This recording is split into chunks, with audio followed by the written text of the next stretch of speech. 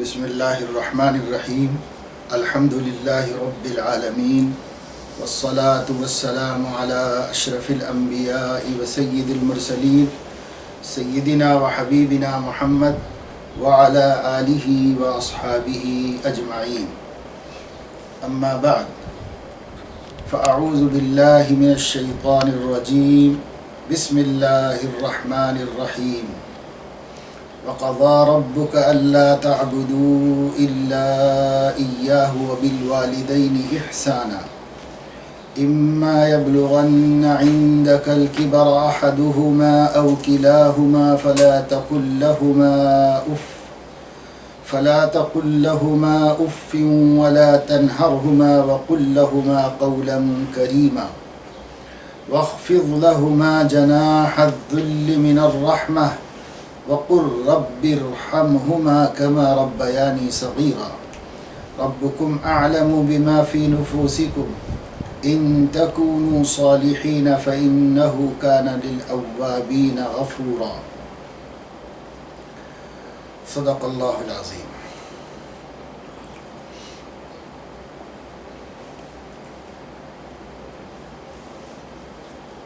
یہ سلسلہ تذکیر و موعظت کی 10ویں قسط ہے اور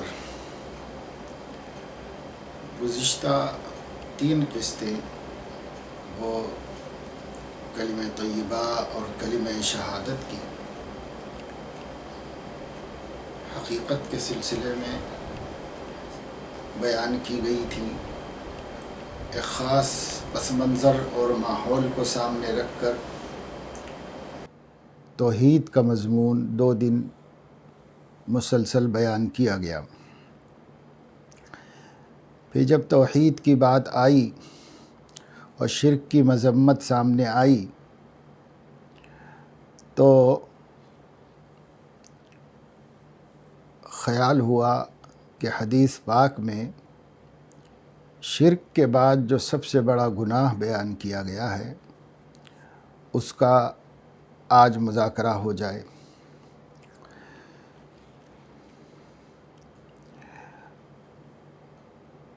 ایک دفعہ حضور علیہ السلام نے ارشاد فرمایا کہ اکبر الکبائر الاشراک باللہ وعقوق الوالدین.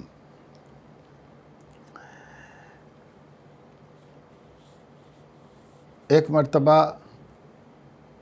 7 ہلاک کرنے والی چیزیں بیان کی، ایک مرتبہ 4 بیان فرمائی. مختلف موقعوں پر بعض دوسری باتیں تبدیل ہوئی ہیں، یعنی کسی موقع پر حضور علیہ السلام نے شہادت الزور کو ذکر فرمایا، کسی موقع پر یمین غموس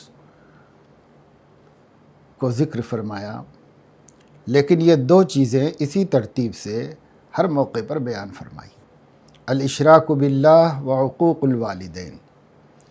اللہ تعالیٰ کے ساتھ کسی کو شریک کرنا یہ اس دنیا میں کیے جانے والے گناہوں میں سب سے بڑا گناہ اور ارض و سما کا سب سے بڑا ظلم ہے. اس سے بڑا ظلم کوئی نہیں. قرآن کریم میں حضرت لقمان کی زبان سے ذکر کیا گیا ہے، یا بنی لا تشرک باللہ ان الشرک لظلم عظیم. اے میرے بیٹے،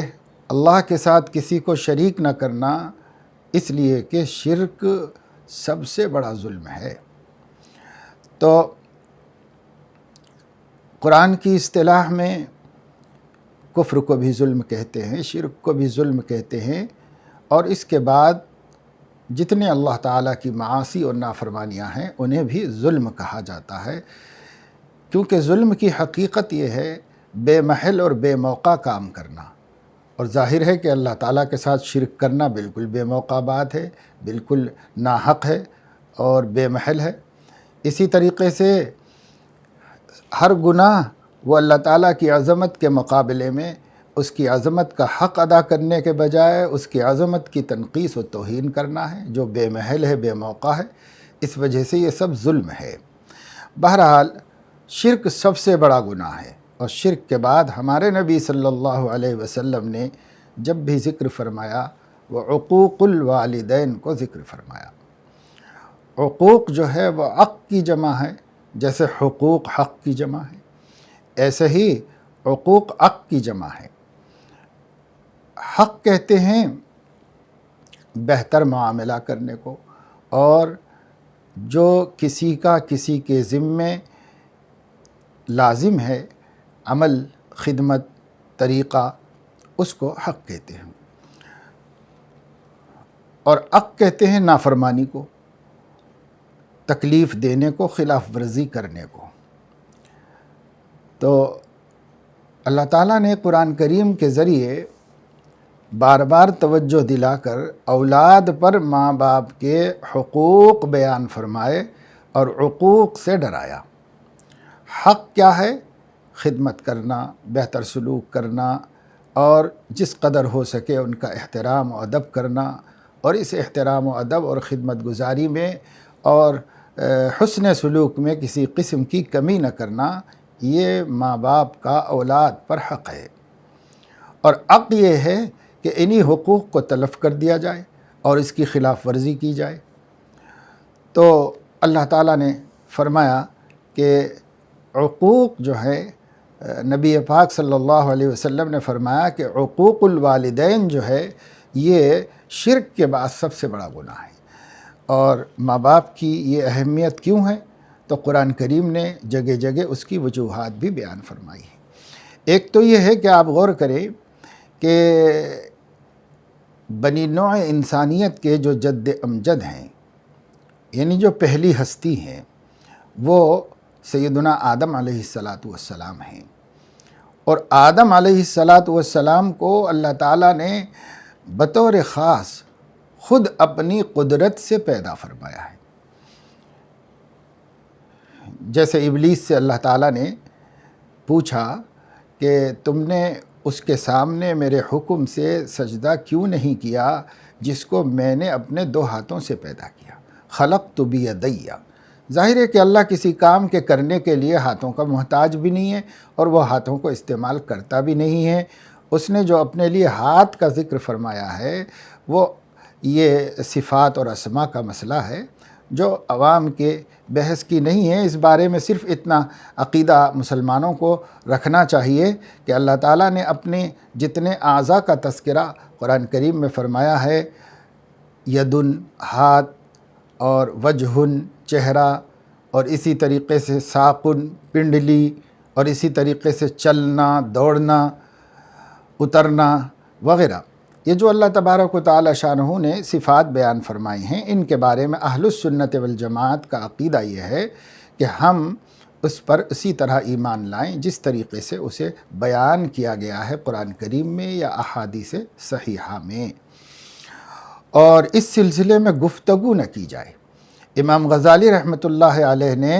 اللہ تعالیٰ کی صفات اور اس کے اسماء کی تحقیق میں گفتگو کرنا عوام کے لیے گناہ کبیرہ شمار کیا ہے، اور آفات اللسان میں اسے بھی بیان کیا ہے کہ اللہ تعالیٰ کی ذات و صفات میں عوام الناس کا گفتگو کرنا اور علماء کا بھی اس میں گفتگو کرنا بلا سخت ضرورت کے درست نہیں ہے۔ سخت ضرورت کے موقع پر قرآن حدیث کا علم چونکہ ان کے پاس ہے تو علم کی روشنی میں وہ کچھ گفتگو اس سلسلے میں کرتے ہیں، اور وہ بھی ایمان کی حفاظت کے ذریعے بتانے کے واسطے کرتے ہیں۔ بہرحال یہ بات امام مالک رحمہ اللہ کی طرف منسوب ہے کہ ان کے سامنے کسی شخص نے سوال کیا تھا کہ اللہ تبارک و تعالی شانہ عرش پر مستوی ہیں، الرحمن علی العرش استویٰ، تو اس کا مطلب کیا ہے؟ یہ کیسے اللہ تعالیٰ عرش کے اوپر ایک تخت کے اوپر متمکن ہوا؟ تو آپ نے سر جھکا لیا اور بہت دیر کے بعد سر اٹھایا تو یہ ارشاد فرمایا کہ دیکھو یہ آیت قرآن مجید میں نازل ہوئی ہے، اس کے الفاظ منزل ہیں، آسمان سے اتارے گئے ہیں، برحق ہیں، اور اس کے معنی بھی ہمیں معلوم ہیں، اور اس کی کیفیت جو ہے وہ مجہول ہے، اور اس پر ایمان لانا یہ واجب ہے، اور اس کے بارے میں سوال کرنا بدعت ہے، لہذا اس بدعتی کو میری مجلس سے اٹھا دو۔ تو گفتگو بھی نہیں کرنے دیتے تھے بڑے بڑے ائمہ محدثین و فقیہ۔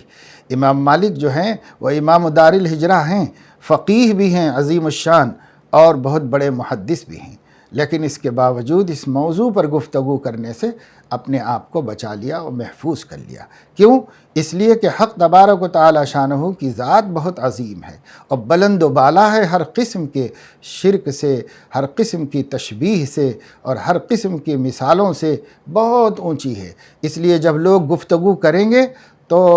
افراط و تفریط ہوگی اور صراط مستقیم سے وہ ہٹ جائیں گے، اس لیے اس میں گفتگو کرنا منع ہے۔ بہرحال اللہ تبارک و تعالی شانہ نے یہاں یہ فرمایا تھا ابلیس کے سامنے کہ تو نے اس ہستی کو سجدہ کیوں نہیں کیا میرے حکم کے بعد، جیسا کہ فرشتوں نے کیا تھا، جس کو میں نے اپنے 2 ہاتھوں سے بنایا ہے۔ تو یہاں 2 ہاتھوں سے بنانا صرف اپنی ذات کی طرف خصوصی نسبت ہے، اس نسبت سے حضرت آدم کے شرف کو بڑھایا گیا ہے اور ان کے مرتبے و مقام کو بڑھایا گیا ہے۔ تو اللہ تبارک و تعالی شانہ نے اس نسبت کی وجہ سے جب حضرت آدم علیہ السلام کے سامنے فرشتوں کو حکم دیا کہ اسجدو، سجدہ کرو سب لوگ ان کو، تو سب سجدے میں گر گئے، جیسی بھی وہ کیفیت ہوئی ہوگی اور جو بھی ہے اللہ نے یہ بیان فرمایا ہے کہ فسجد الملائکۃ کلہم اجمعون الا ابلیس، سارے کے سارے فرشتے سجدہ ریز ہو گئے سوائے ابلیس کے۔ اب اس کے بعد اللہ تعالیٰ نے جتنے بندے بھی پیدا فرمائے ہیں انسانوں کی اولاد، وہ سب کے سب وہ ماں باپ کے ذریعے سے پیدا فرمائے ہیں۔ پہلے باپ اور پہلی ماں ہماری جو ہے ان کو تو اللہ نے پیدا فرمایا ہے،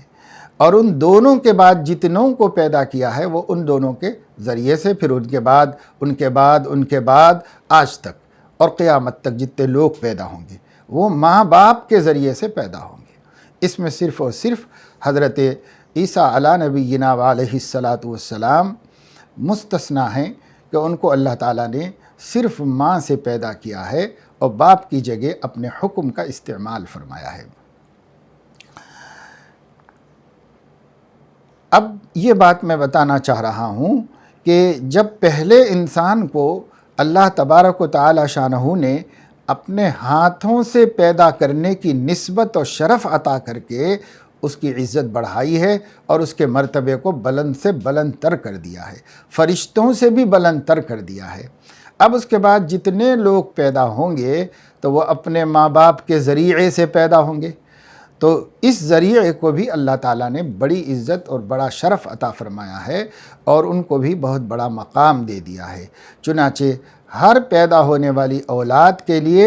اس کے والدین اللہ تبارک و تعالی شانہ اور اس کے حبیب صلی اللہ علیہ وسلم کے بعد سب سے بڑا مرتبہ اور مقام رکھتے ہیں۔ ایک بندے کے لیے اس کا استاد کا بھی مقام بہت اونچا ہے اور اس کے پیر اور مربی کا مقام بھی بہت اونچا ہے، اسی طریقے سے حاکم کا مقام بھی اونچا ہے، بڑے بڑے علماء اور ائمہ کے مقام بھی اس کے لیے بہت اونچے ہیں۔ ان سب کے مقابلے میں اللہ رسول کے بعد سب سے بلند ترین مقام اگر کسی کا ہے اور شریعت نے مانا ہے تو وہ والدین کا مقام ہے۔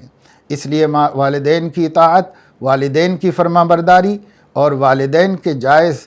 معاملات میں کہنا ماننا اور اس کے لیے اپنے نفس کو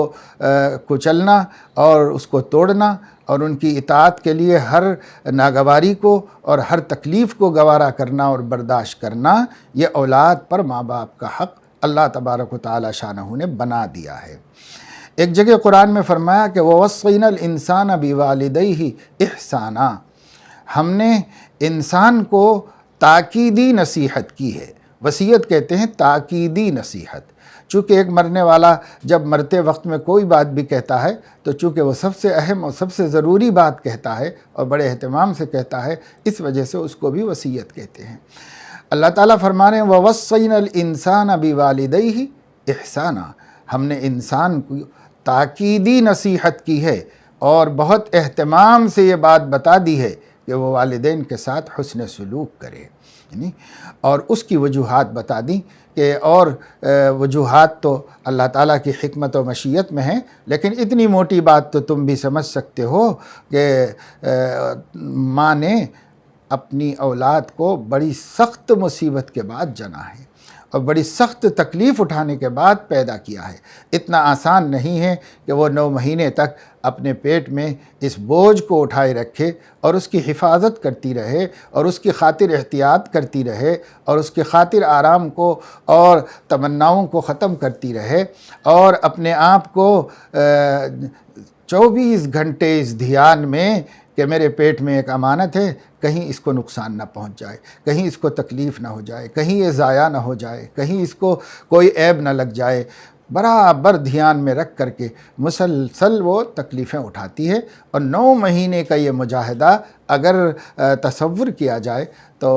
آدمی کو سمجھ میں آ سکتا ہے کہ کوئی معمولی مجاہدہ نہیں ہے۔ اس قسم کے دھیان کے ساتھ اگر کسی کو رہنے کے لیے کہا جائے تو کوئی مرد 2 دن بھی نہیں رہ سکتا جتنا عورت کو 9 مہینے رہنا پڑتا ہے، اور وہ رہتی ہے اور پھر اس کے بعد جنم دیتی ہے۔ جنم دینا بھی کوئی آسان کام نہیں ہے، سخت ترین تکلیف ہے۔ اسی لیے ایک صحابی نے جب حضور علیہ السلام سے پوچھا تھا کہ یہ میری بوڑھی ماں کو میں اپنے کندھوں پر اٹھا کر کے حج کرایا ہوں، اور چونکہ اس کی تمنا تھی تو اس تمنا کو پورا کرنے کے لیے میں نے یہ تکلیف اٹھائی ہے کہ طواف کیا اور اسے لے کے پھرتا رہا، اور تو کیا میں نے اس کا یعنی ماں کا حق ادا کر دیا؟ تو حضور علیہ السلام نے فرمایا کہ جب تو اس کے پیٹ میں تھا تو اس وقت جو اس کی کراہیں نکلتی تھیں تکلیف کی وجہ سے، جو آہیں نکلتی تھیں، ایک آہ کا حق بھی ادا نہیں ہوا۔ تو یہ تکلیف کا احساس ہمیں نہیں ہو سکتا، جس پر بیتتی ہے اسی کو ہو سکتا ہے۔ اس وجہ سے اللہ تبارک و تعالی شانہ نے بہت سخت ترین تاکید کی اور وصیت کا لفظ استعمال فرمایا، یعنی ایک نصیحت ہوتی ہے اور ایک خاص نصیحت ہوتی ہے، اس کو وصیت کہتے ہیں، جس میں تاکید ہوتی ہے، اہتمام ہوتا ہے اور بہت زیادہ فکر و توجہ دہانی ہوتی ہے۔ اللہ تبارک و تعالی شانہ نے دوسری جگہ بھی وصیت کا لفظ استعمال فرمایا، وَوَصَّيْنَا الْإِنسَانَ بِوَالِدَيْهِ حُسْنًا، ایک جگہ فرمایا، اور ایک جگہ وَوَصَّيْنَا الْإِنسَانَ بِوَالِدَيْهِ إِحْسَانًا فرمایا۔ اور یہاں ان آیات میں جو اس وقت میں پڑھی گئی ہیں سورہ بنی اسرائیل کی، اللہ تبارک و تعالی شانہ نے یہاں پر فرمایا وَقَضَىٰ رَبُّكَ، قضا ربک، آپ کے رب نے یہ بات طے کر دی ہے، آپ کے رب نے یہ بات طے کر دی ہے۔ قضا جو ہے وہ فیصلے کو کہتے ہیں، حکم نافذ کرنے کو، فیصلہ دینے کو کہتے ہیں۔ اللہ تعالیٰ فرما رہے ہیں آپ کے رب نے یہ بات طے کر دی ہے، حکم کر دیا ہے، کیا؟ اللہ تعبدوا الا ایاہ وبالوالدین احسانا، کہ اللہ تعالیٰ کے علاوہ تم کسی کی عبادت اور بندگی نہ کرنا اور والدین کے ساتھ حسن سلوک کرنا۔ اب دیکھیے دونوں باتوں کو ایک ساتھ اللہ نے بیان فرمایا ہے، اللہ تعبدوا الا ایاہ وبالوالدین احسانا، اللہ تبارک و تعالی شانہ کے علاوہ کسی کی عبادت مت کرو، یعنی شرک مت کرو، اور والدین کے ساتھ حسن سلوک کرو۔ اور حضور علیہ السلام نے بھی یہی فرمایا ہے کہ سب سے بڑے گناہ وہ الاشراک باللہ وعقوق الوالدین، اللہ کے ساتھ کسی کو شریک کرنا اور اس کے فوراً بعد جو ہے والدین کی نافرمانی کرنا، ایذا رسانی، ان کی تکلیف، ان کے گھٹن کا سبب بننا۔ یہ بہت بدترین بلا ہے اور بہت بڑا گناہ ہے، جس کو کسی زمانے میں واقعی گناہ سمجھا جاتا تھا، لیکن جیسے جیسے اسلام سے مسلمان دور ہوتے چلے گئے، قرآن کریم کی تعلیمات سے علیحدہ ہوتے چلے گئے، عمریں گزر جاتی ہیں، 18، 20، 22، 25، 30 برس تک پہنچ جاتے ہیں، تب تک بھی اللہ کی کتاب کو ایک دفعے بھی سمجھے ہوئے نہیں ہوتے، اللہ تعالیٰ کے احکامات کے بارے میں واقف نہیں ہوتے۔ یہ قصور جہاں بچوں کا ہے وہیں پر اس زمانے کے والدین کا بھی ہے، اور اس معنی کر کہ والدین نے، بہت سے والدین نے، سب تو نہیں کہہ سکتے لیکن بہت سے والدین نے اپنی اولاد کی تعلیم کا رشتہ صرف اور صرف ماڈرن ایجوکیشن سے جوڑا، اور مذہبی تعلیم سے اس کا کوئی رشتہ نہیں رکھا۔ اس کا نتیجہ یہ ہوا کہ ان کو ادھر سے جو کچھ ملا وہی ان کی تربیت ہوئی، وہی ان کا ذہن بنا۔ کانوینٹ سے لے کے کالج تک بچے کی جو سرپرستی ہوئی، ماضی قریب میں تو سب کے سب مالدار لوگوں کی اولاد وہ مشنری میں پڑی ہوئی ہے، عیسائیوں کے زیر سایہ پڑی ہوئی ہے۔ اور جو کلچر مغرب کا ہے اور یورپ کی جو تہذیب ہے، اس یورپی کلچر اور مغربی تہذیب نے ان لوگوں کے اندر جو ہے جراثیم کی طرح سرایت کر کے ان کی فکر، ان کا سوچ، ان کے اخلاق، ان کے عادات سب اسی طرف کر دیے۔ لیکن پھر بھی ماضی میں تھوڑا سا ماحول تھا، کم از کم خاندانوں میں، گھرانوں میں اوپر سے تہذیب چلی آ رہی تھی، اور اس تہذیب کے ذریعے سے جدید تعلیم یافتہ لوگوں میں بھی ماشاءاللہ اس تہذیب کے اثرات تھے، اور نتیجہ یہ تھا کہ اگرچہ کہ دینی تعلیم نہیں تھی، لیکن دینی تہذیب جو چلی آ رہی تھی، اس کی وجہ سے وہ لوگ اپنے والدین کے احترام کرنے والے، عزت کرنے والے، خدمت کرنے والے ہوتے تھے۔ اب یہ زمانہ ایسا ہے کہ جو ہمارے اسکول ہیں، ان اسکول والوں کو سوائے پیسہ بٹورنے کے اور تجارت کرنے کے آنے والے بچوں کی تہذیب، تعلیم، تربیت کا کوئی پاس و لحاظ نہیں ہے۔ اور اب جو مسلمانوں کے بھی بڑے بڑے اسٹینڈرڈ اسکول کھلے ہیں، ان کے چلانے والوں کو بھی قطعاً اس کی کوئی پرواہ نہیں ہے کہ یہ بچوں کی اکثریت مسلمان ہیں، اور ان مسلم بچوں کو مسلمان بنانا ہماری ذمہ داری ہے، کیونکہ یہ اس عمر میں ہمارے پاس آئے ہیں جس عمر میں بچوں کی تربیت ہوتی ہے، فکر کی، عقیدے کی، ذہنیت کی، مزاج کی، اخلاق کی تربیت جس عمر میں ہوتی ہے، اس عمر میں بچے اسکولوں کے حوالے کر دیے جاتے ہیں۔ تو اسکولوں والوں نے بھی نہیں سوچا اور ماں باپ نے بھی نہیں سوچا۔ جب دونوں نے بھی نہیں سوچا تو پھر ان لوگوں کا جو مزاج بنا وہ ہمارے سامنے ہے۔ دوسرے یہ کہ بچپن میں ماں باپ نے تو بہت کچھ اچھی تربیت کی، اچھا سکھایا، اچھا پڑھایا، ان کو اسکولوں میں پڑھایا بے شک، لیکن اس کے ساتھ ساتھ گھر میں اپنی تہذیب، اپنے نبی کی تعلیم، خلق کریم ان کو سکھاتے رہے، بتاتے رہے، اور بچپن میں ان بچوں کا حال عمل کے اعتبار سے اور ماں باپ کے ساتھ سلوک کے اعتبار سے بڑھیا رہا اور اچھا رہا، اور آنکھیں ٹھنڈی کرنے والا اور دلوں کو خوش کرنے والا طرز رہا۔ لیکن جیسے جیسے یہ بڑے ہوتے چلے گئے تو ان لوگوں نے اسکول سے آگے بڑھ کر کالج میں قدم رکھا تو وہ اپنے گھر کی سکھائی ہوئی ساری باتوں کو فراموش کر دیا، اور ملکوں نے اور ہمارے ملک نے بھی کالج کلچر کے نام پر کلچر ہی کا جنازہ اٹھا دیا ہے۔ اس کا نتیجہ یہ ہوا کہ بچے جو اچھے گھرانوں سے، اچھی تہذیب سے پل کر پروان چڑھ کے بڑے ہوئے تھے اور جن سے بڑی اچھی اچھی توقعات تھیں، وہ کالج کلچر میں پہنچ کر وہاں بد اخلاقیوں کے اور عورتوں اور مردوں کے اختلاط کے بعد ہر طرح کے خرافات اور ہر طرح کی بد اخلاقیاں اور ہر طرح کی بدتمیزیوں کے شکار ہو گئے، اور تہذیب نام کی کوئی چیز باقی نہیں رہی، اس لیے کہ کالجوں نے تہذیب نام ہی رکھا ہے بد تہذیبی کا۔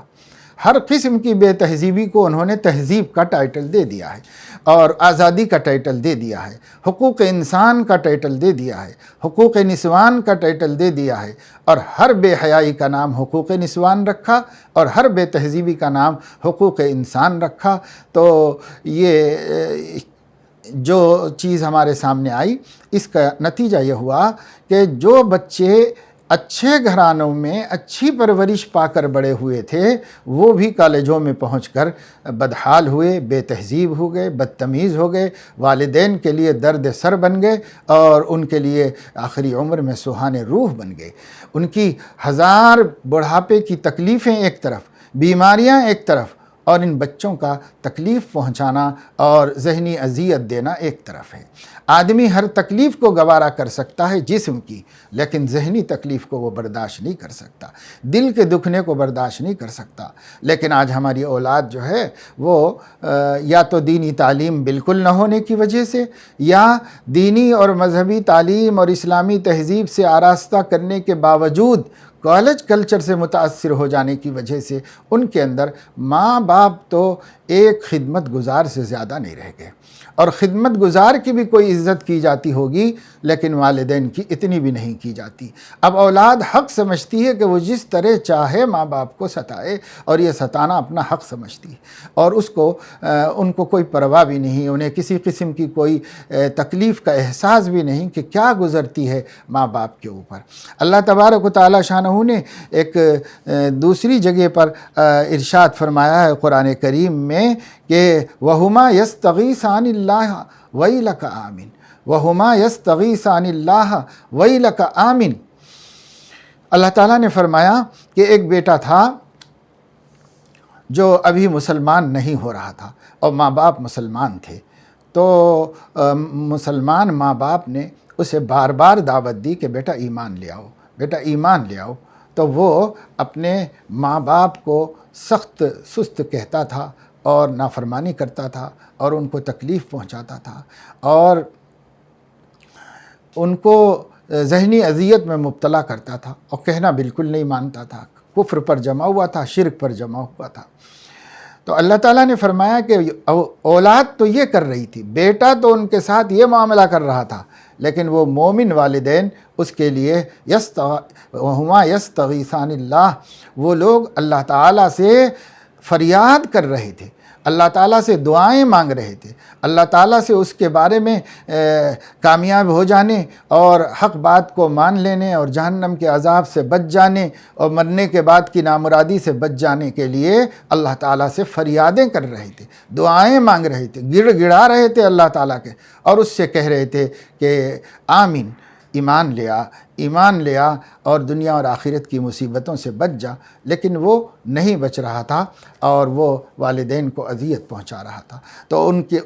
اس بیٹے کے لیے اللہ تعالیٰ نے اس موقع پر قرآن کریم میں آیت نازل فرمائی، اور اس میں ان کے والدین کی تسلی بھی فرمائی اور اس کو تنبیہ بھی فرمائی۔ بالآخر یہ بیٹا بعد میں مسلمان ہوا اور صحابہ کرام میں شامل ہوا، اور اس بیٹے کے بارے میں تفصیلات متعدد ہیں تفسیر میں اسی لیے کسی نام کے بغیر آپ کے سامنے کہہ رہا ہوں، لیکن یہ عہد صحابہ کا واقعہ ہے۔ اس پر اللہ تعالیٰ نے قرآن مجید میں آیت نازل فرمائی سورہ احقاف کے اندر، اور یہاں اللہ تعالیٰ فرما رہے ہیں کہ ایسا نہیں کرو، اما یبلغن عندک الکبر احدہما، اگر والدین دونوں یا ان میں سے ایک، تو او کلاہما، دونوں یا دونوں میں سے ایک بڑھاپے کو پہنچ جائیں، تب تو اور رفق اور نرمی کا ان کے ساتھ معاملہ کرو۔ فلا تقل لہما اف، بسا اوقات ایسا ہوتا ہے کہ بچے جوان ہوتے ہیں اور ان کے جذبات کچھ اور ہوتے ہیں، اور والدین جو ہے بوڑھے ہو چکے ہوتے ہیں، تو ان کے اندر چڑچڑاہٹ اور ضد پیدا ہو جاتی ہے، اور بچے چاہے کتنے بھی بڑے ہو جائیں، ماں کو اور باپ کو وہ اتنے ہی لگتے ہیں جیسا جتنے کہ وہ کبھی ان کے گود میں ہوا کرتے تھے۔ جتنی عمر میں انہوں نے ان کو گود میں اٹھایا ہے، ماں نے دودھ پلایا ہے، باپ نے انہیں اپنے سینے سے چمٹایا ہے اور انہیں سنبھالا ہے، تو جب وہ پیدا ہوئے تھے اور شیر خوار تھے، اس وقت میں وہ بچہ اور وہ بچی ماں باپ کو جتنے لگتے تھے،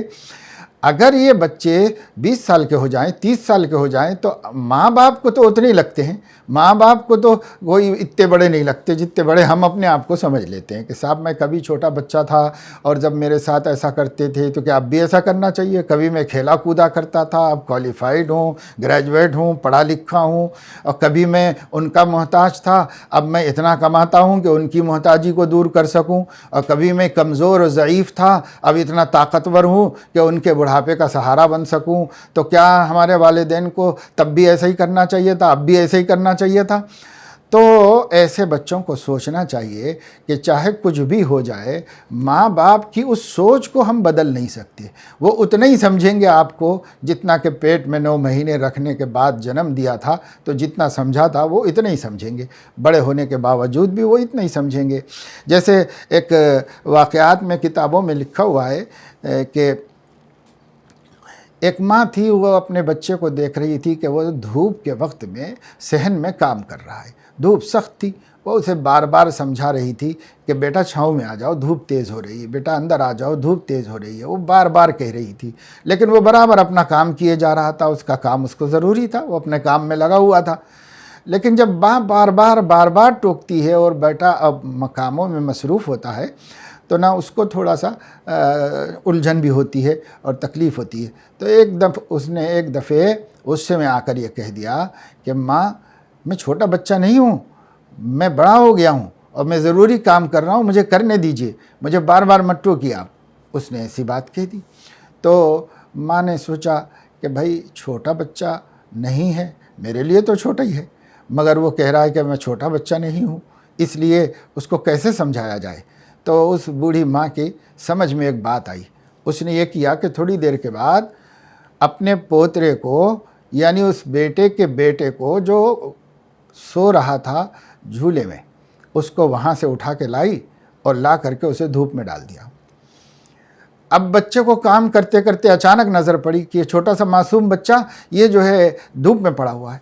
تو ایک دم سے بے چین ہو گیا، اٹھ کے کھڑا ہو گیا، اسے دو ہاتھوں سے اٹھا لیا اور اندر لایا اور کہا ماں کس نے لے جا کے بچے کو دھوپ میں ڈال دیا؟ دھوپ دیکھو کتنی سخت ہے، کتنی تیز دھوپ ہے، ایسے دھوپ میں چھوٹے سے بچے کو کس نے لے جا کے ڈال دیا؟ تب ماں نے کہا کہ بیٹا تیرے واسطے تیرا بچہ جیسا ہے، میرے واسطے تو اسی طرح ہے، اسی لیے جو محبت تیرے دل میں اس بچے کے لیے آئی، وہی محبت تو میرے دل میں آ رہی تھی، تو میں تجھ سے کہہ رہی تھی کہ بیٹا چھاؤں میں آ جا، بیٹا دھوپ تیز ہے، تو تجھے سمجھ میں نہیں آیا، اور اپنے بچے کی تکلیف دیکھتے ہی سمجھ میں آ گیا۔ تو تیرا بچہ تیرے لیے جیسا ہے، میرا بچہ میرے لیے ویسا ہے۔ تو یہ چیز سمجھنے سے تعلق رکھتی ہے، اگر آدمی سمجھے تو ضرور اس کے ذہن میں یہ حقیقتیں آ سکتی ہیں۔ اس لیے ہمیں چاہیے کہ اس سلسلے میں اولاد کی تربیت کریں۔ قرآن کریم نے کہا ہے فَلَا تَقُلْ لَهُمَا اُفٍّ، بڑھاپے میں اگر وہ ناحق بھی کچھ کہہ دیں تو کہہ سکتے ہیں، بھائی انہوں نے ہمارے کتنے حقوق ادا کیے ہیں، اب ہمارا وقت ہے کہ ہم ان کے حقوق ادا کریں۔ وَلَا تَنْهَرْهُمَا، انہیں جھڑکو مت، وَقُلْ لَهُمَا قَوْلًا كَرِيمًا، ان سے بات بہت تہذیب سے اور بہت ادب سے کرو، چاہے وہ کتنے غصے میں ہوں، لیکن تم جواب احترام سے دو، تم بات احترام سے کرو۔ سیدنا حضرت علی کرم اللہ وجہہ نے فرمایا ہے کہ اگر قرآن کریم میں یعنی عربی زبان میں کسی سے ناراضگی کے اظہار کے لیے اف سے بھی کم لفظ ہوتا تو اللہ اس کو بیان کرتے۔ یہاں اف نہیں بولنا مقصد نہیں ہے، بلکہ کوئی بھی ایسا مظاہرہ مت کرو، چہرے سے، بشرے سے، اشارے سے، کنائے سے، زبان سے، عمل سے، جس سے ان کو تکلیف پہنچے، ایسا کچھ نہیں کرو۔ بلکہ حضرت علی رضی اللہ تعالیٰ عنہ نے فرمایا اگر وہ ناحق تمہیں ڈانٹیں ڈپٹیں اور اس کی وجہ سے تمہیں دل دکھے تو اس دل دکھنے کا اظہار چہرے پر ہو رہا ہے تو چہرہ بھی پھیر لو، وہ دکھی چہرہ بھی مت دکھاؤ والدین کو۔ یہ اتنا بڑا حق بتایا گیا ہے اور اتنی بڑی ذمہ داری دی گئی۔ کیوں؟ تو بھائی اللہ نے دیا ہے، آپ وہاں کیوں نہیں پوچھ سکتے؟ آپ کو سوائے ماننے کے اور چارے کار نہیں ہیں، مانو اللہ تعالیٰ کی بات، اور اگر غور کرو تو ہر حکمت سمجھ میں آ رہی ہے، اور ماں باپ کا جتنا بھی خدمت کی جائے، حق ادا کیا جائے وہ کم ہے۔ وَاخْفِضْ لَهُمَا جَنَاحَ الذُّلِّ مِنَ الرَّحْمَةِ، ان کے لیے رحمت سے اپنے کندھے جھکا دو، وقل، اور دعائیں کرتے رہو، رب ارحمہما کما ربیانی صغیرا، پاک پروردگار جس طرح میں جب کمزور تھا، چھوٹا تھا، تو میرے ماں باپ نے ہر طرح میرے لیے سہارا بن کر کے مجھے میرے بچپن کی تکلیفوں سے بچایا اور اتنا بڑا کیا، صحت مند بنایا۔ اے پاک پروردگار، اب یہ لوگ ضعیف ہو گئے ہیں تو آپ ان پر رحم فرمائیے، ان کی حفاظت فرمائیے، اور ان کی خدمت اور ان کی راحت رسانی کے لیے مجھے قبول فرمائیے اور مجھے توفیق عطا فرمائیے۔ یہ دعائیں اللہ تعالیٰ سے کرتے رہنا چاہیے۔ اس کے بعد آدمی پوری کوشش کرے تو بھی بسا اوقات انسان ہے، کبھی کسی قسم کی کوتاہی حق کی ادائیگی میں ہو سکتی ہے، کبھی غلطی ہو سکتی ہے، کبھی انجانے بغیر چاہے ماں باپ کو تکلیف ہو سکتی ہے، تو اللہ تعالیٰ نے ایک گنجائش رکھی، وہ یہ کہ ربکم اعلم بما فی نفوسکم، تمہارا رب خوب جانتا ہے جو تمہارے جی میں ہے، ان تکونوا صالحین فإنہ کان للأوابین غفورا، اگر تم واقعی نیک ہو اور نیکی کا سلوک کر رہے ہو اپنے والدین کے ساتھ، اور پھر کبھی تم سے لغزش ہو جائے تو توبہ کرو، اللہ توبہ کرنے والوں اور عاجزی برتنے والوں کو بخشتا ہے، معاف فرما دیتا ہے۔ تو پہلے تو کرنا نہیں چاہیے، اور کبھی ہو جائے تو تڑپ کر اللہ تعالیٰ سے بھی استغفار کرنا چاہیے، اور ماں باپ کو بھی معافی مانگ کر راضی کر لینا چاہیے، خوش کر لینا چاہیے۔ شیخ سعدی رحمۃ اللہ علیہ فرماتے ہیں کہ ایک دفعہ میری زبان سے کسی معاملے میں والدہ کو کوئی سخت بات نکل گئی، اور پھر میں اس کے بعد اپنے کام سے چلا گیا۔ جب میں واپس آیا تو والدہ کو دیکھا کہ شام ہو رہی ہے، لیکن وہ صبح سے اب تک ایک کونے میں بیٹھی ہوئی اور اپنے دوپٹے کے پلو سے آنسو پوچھتی جا رہی اور روتی جا رہی ہے، کونے میں بیٹھی ہوئی ہے اور غم زدہ ہے۔ تو میں بے چین ہو گیا اور میں قریب میں آیا اور میں نے کہا کہ اماں جو تکلیف ہوئی ہے معاف کیجیے، آپ کو کیا تکلیف ہوئی اور کیوں آپ اتنی روٹھ گئیں؟ تو میں ان کو منانے لگا تو میری ماں نے اپنے آنسو پوچھتے ہوئے کہا کہ بیٹا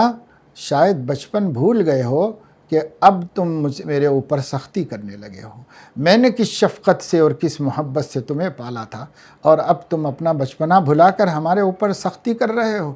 تو صبح سے لے کے شام تک ماں کونے میں بیٹھ کر روتی رہی، کیونکہ حالانکہ وہ نافرمان بیٹا نہیں تھا، وہ ایک بڑے عالم تھے، ایک بڑے مورخ تھے، سیاح تھے، بڑے اللہ والے اور نیک آدمی تھے۔ ان کی زبان سے کبھی ایک بات ایسی ہو گئی تو ماں نے سبق دی، اور اس واقعے کو نقل کرنے کے بعد شیخ سعدی رحمۃ اللہ علیہ نے ان جذبات کا اظہار کرتے ہوئے یوں فرمایا کہ بنی آدم اگر پیدائش کے وقت سانپ کو جنے تو یہ اس سے بہتر ہے کہ ناہنجار اولاد کو جنے۔